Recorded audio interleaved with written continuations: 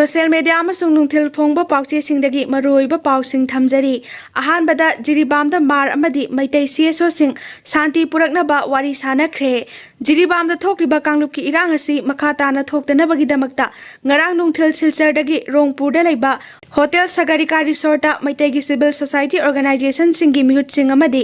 margi mihut singa punna phaminaduna mifam pangthokre mifam aduda jiribamgi SP M Pradipna moderator oikhi kanagumbana nungsi Sanana Lainanaba Kangrup Animaki Mihut Singna Thamoi Sengna Magi Oiba Wafam Sing Pongdoknaba Kangan Kibaga Loinana Security Force Singna Paikalakpa Thabak Thoram Singda Kangrup Animakna Mateng Pangba Haina Yanaki Hairi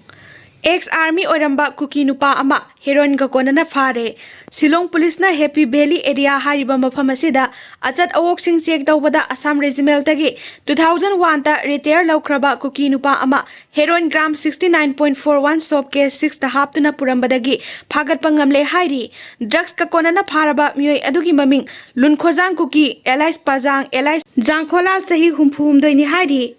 Mangondagi sale oina lupa lising kunmathoi ka chatruk driving license ama mobile phone ama galoinena two-wheeler registration number MN01 Y8820 su phagat pangamle hairi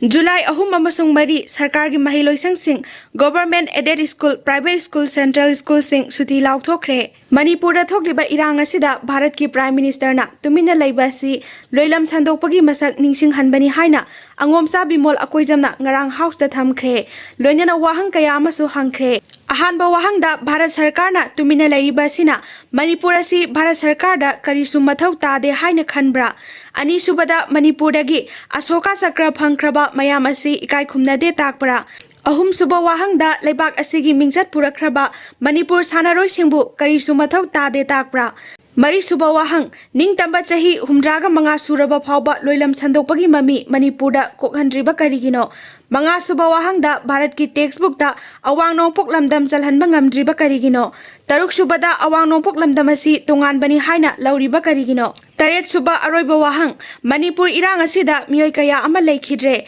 miyoi lising humpu henbana relief camp ta lairiba sigi matangda tumina lairiba si kari leibage